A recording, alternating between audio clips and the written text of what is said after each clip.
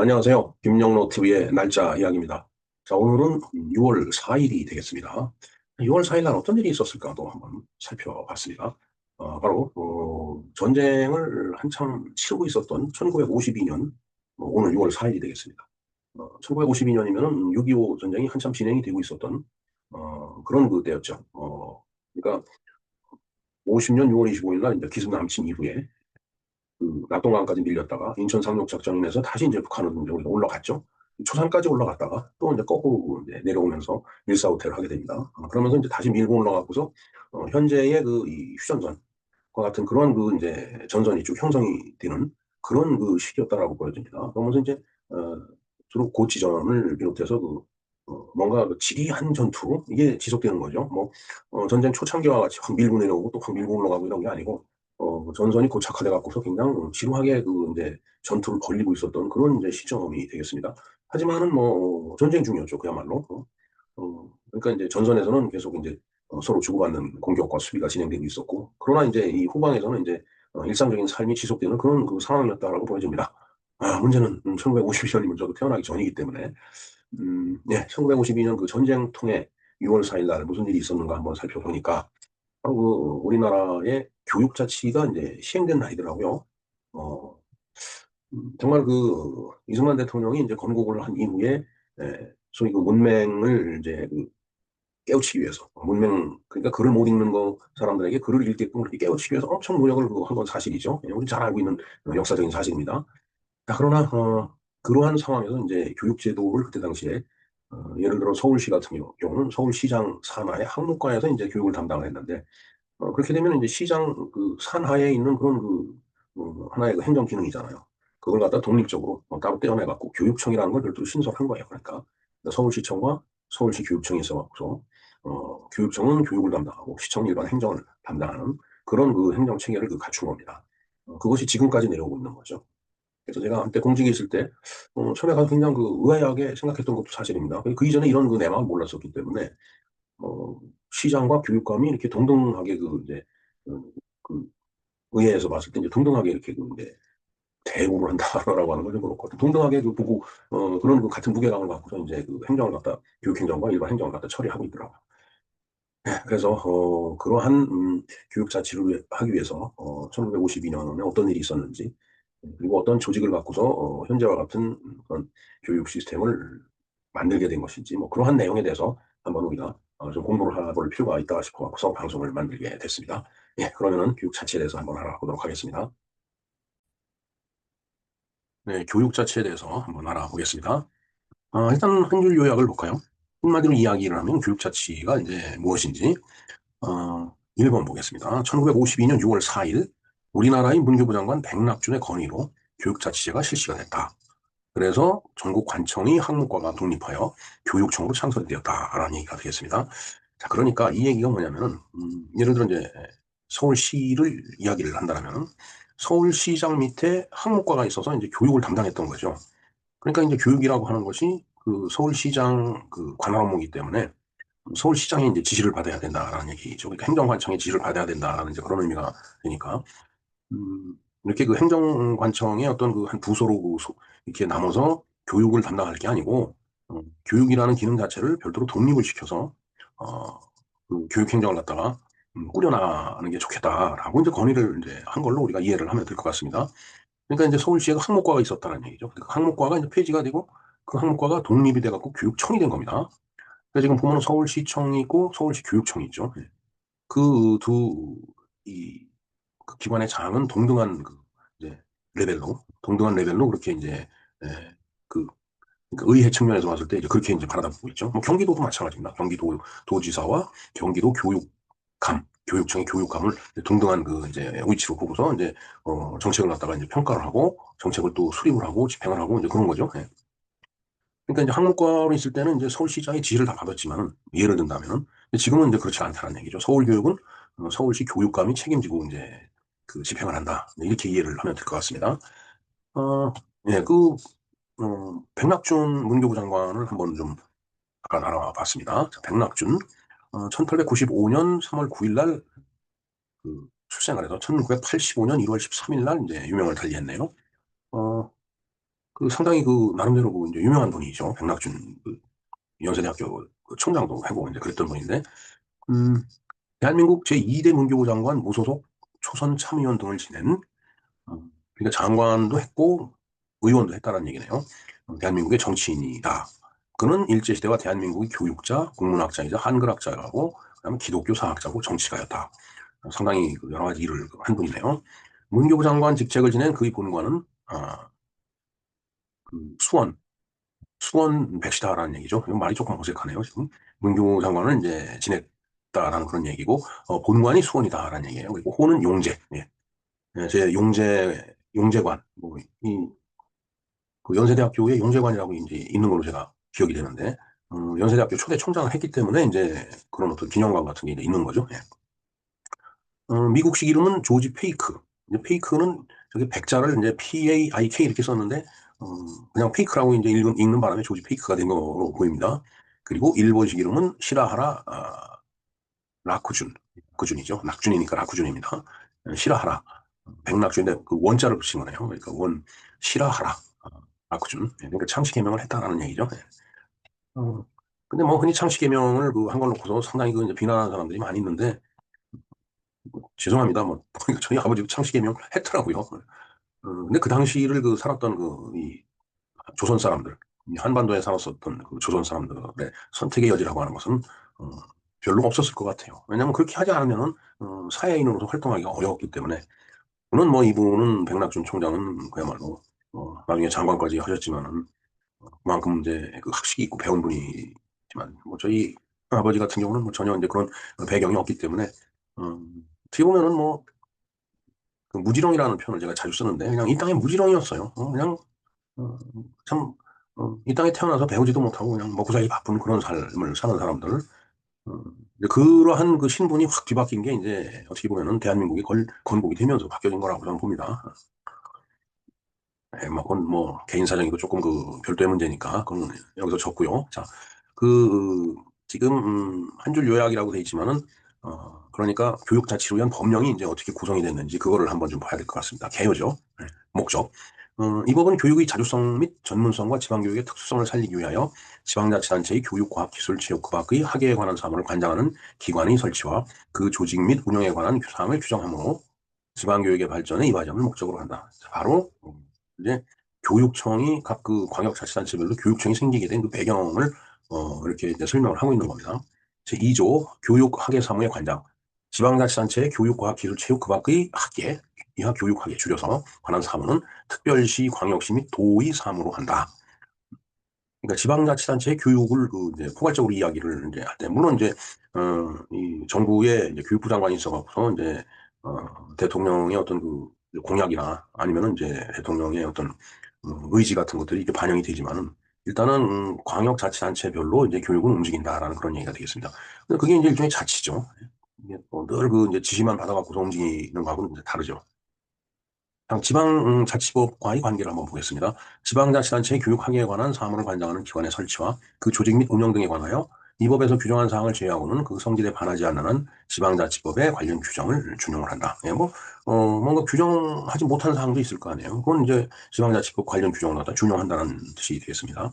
이 경우 지방자치단체의 장 또는 시도지사는 교육감으로 지방자치단체의 사무, 지방자치단체 교육학에 관한 사무로 자치사무는 교육학에 관한 자치사무로 행정안전부 장관, 정무장관 및 중앙행정부 기관의 장은 교육부 장관으로 본다. 네.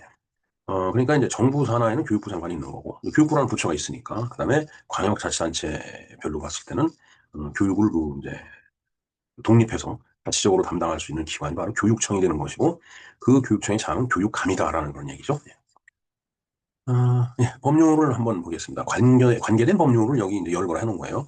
광역자치단체별로 특수성을 살려 교육, 과학, 기술, 체육, 그 밖에 학예에 관한 사무를 하도록 제정한 법률. 일단은 법률이 있죠. 그 다음에 시행령이 있고 시행규칙이 있습니다.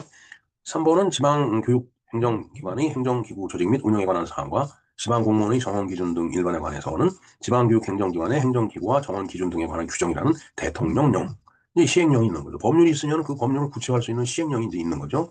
그리고 이제 그 밑에 또 이제 하부 규칙이 있습니다. 시행 규칙이죠. 그 하위법인 지방교육행정기관의 행정기구와 정원기준 등에 관한 규정, 시행 규칙. 예. 아주 구체적인 사항들은 이제 이 시행 규칙에 이제 많이 이제 포함이 돼 있죠. 그리고 뭐 예를 들어서 상황에 따라서 뭔가 변경을 해야 되는 수시로 변경을 해야 된다라고 하면은 그걸 법률로 규정해 놓으면은 국회까지 올라가야지 법률 개정이 되니까 그런 사항들은 별도로 그렇게 시행 규칙이라든가 이런 데다가 이제 규정을 해 놓는 거예요. 그게 이제 어떻게 보면은 행정의 어떤 그 편의성과 신속성을 갖다 보장할 수 있는 그런 이제 방안이죠. 조직 사무를 보겠습니다. 시도의 교육학에 관한 사무의 집행기관으로 시도의 교육감을 둔다. 예. 교육감이라는 말이 이제 앞에도 나왔지만 이제 교육감이라는 제도를 둔다라는 게 이제 여기 있는 거죠. 이 18조 1항에 규정이 되어 있습니다. 그 다음에 이제 여러분들 그 이제 각 그 지역별로 보면은 교육지원청이라는 게 또 있습니다.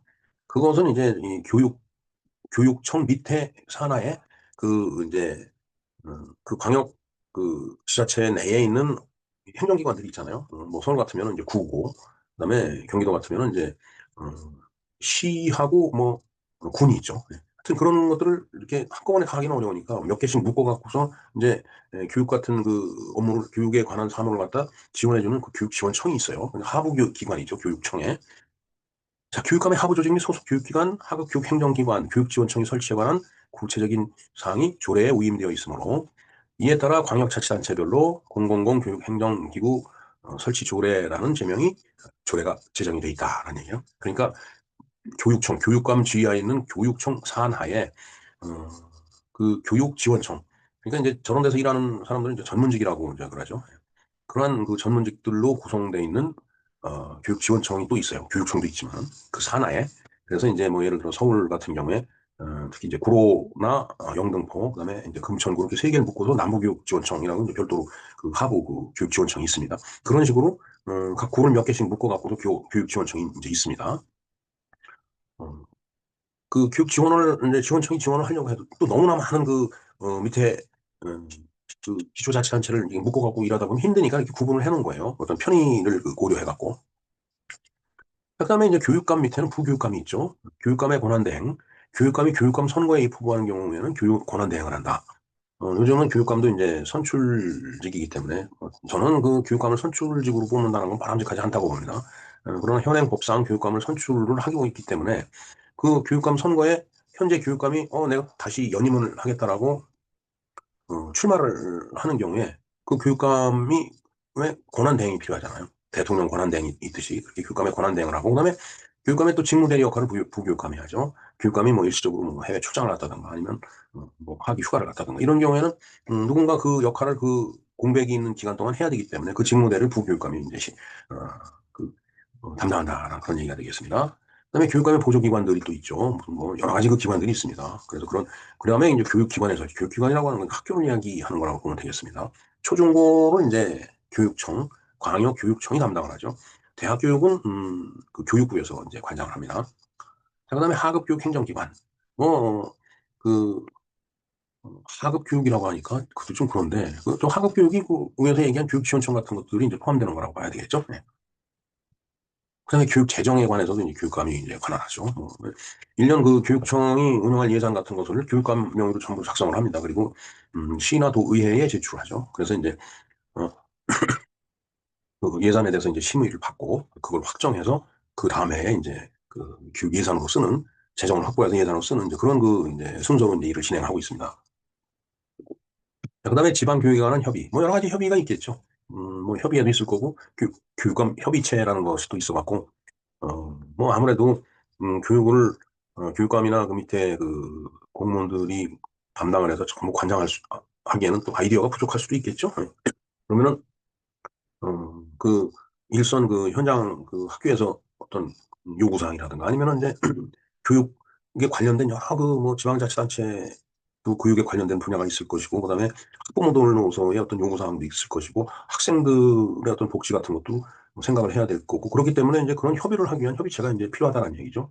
이제 저런 협의체나 협의회가 그런 역할을 이제 수행을 한다라고 보면 될 것 같습니다.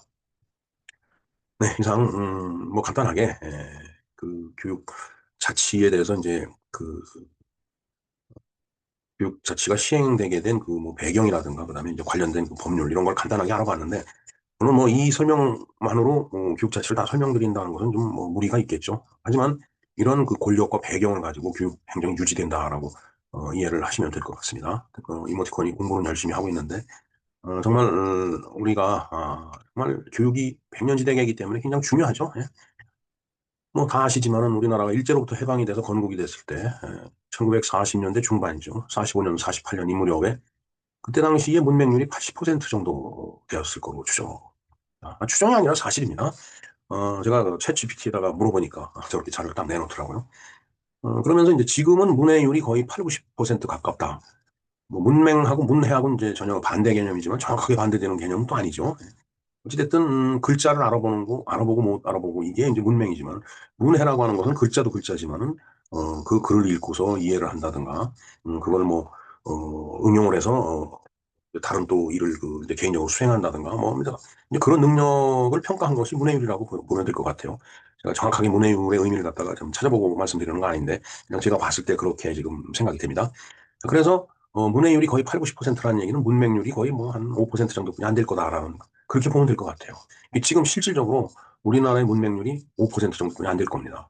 그러면은 해방돼서 80%의 국민이 글을 못 읽었는데 지금은 글 못 읽는 사람이 5% 정도라면 아주 노인분들을 위한 그 이외에 전 국민이 다 글을 읽고 그다음에 문해가 가능하기 때문에 정말 뭐 글씨를 못 알아보고 내용을 뭐 이해를 못하고 이래 갖고서 살기 힘든 그런 사람은 거의 없다라고 봐야 될 거죠.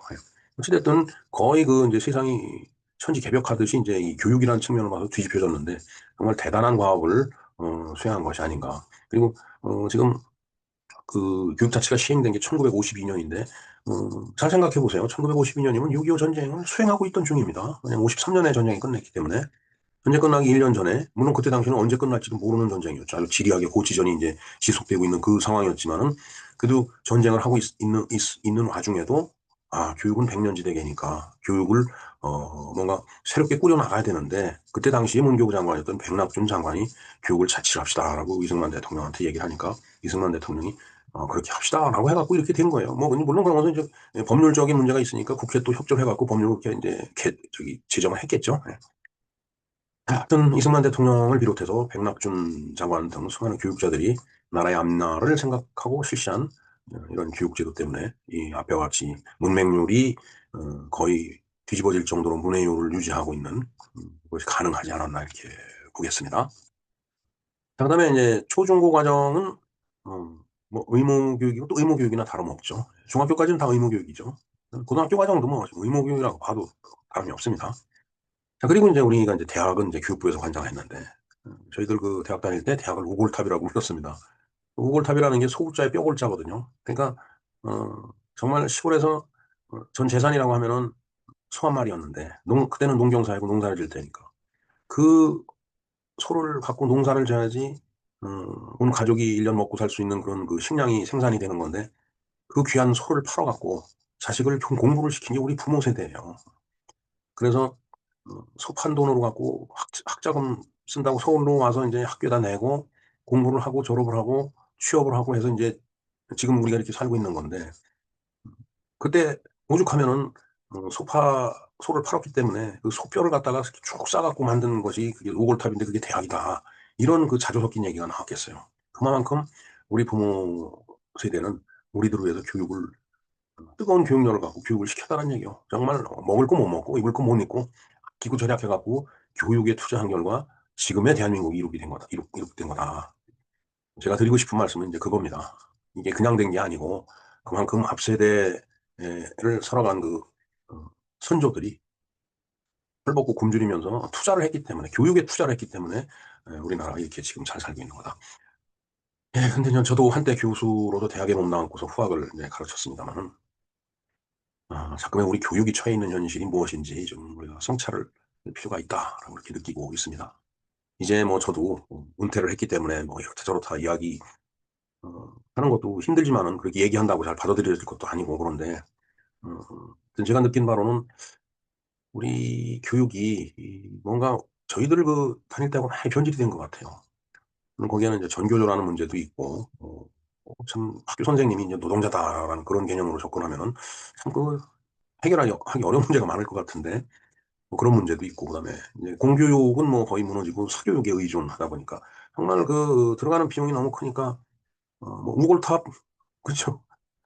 또 다른 형태의 우골탑을 쌓고 있는 건지도 모르겠습니다. 사골탑이 되겠네. 사교육에 그냥 엄청 많이 투자를 하다 보니까 사골탕이 아니고 사골탑입니다. 네. 자, 물론 비단 뭐 교육 문제만은 아니죠. 그러나 학교라고 하는 것은 미래의 동량을 키워내는 교육기관이기 때문에 더욱 그렇죠. 우리가 정말 생각해야 될 부분이 많이 있다고 생각을 합니다. 정말 우리 교육이 이대로 가도 되는 것인지, 많은 그 교육 관련된 분들의 좀 천착이 좀 있어야 될 것 같다라고 그렇게 생각을 합니다. 하여튼, 우리 모두 많은 것을 생각하고, 거기서 도출된 것을 갖다, 현실에서 실행을 해야 될 때라고 판단을 합니다. 네, 이상 김영로 TV의 날짜 이야기에서 알아본 교육 자치에 관한 이야기였습니다. 감사합니다.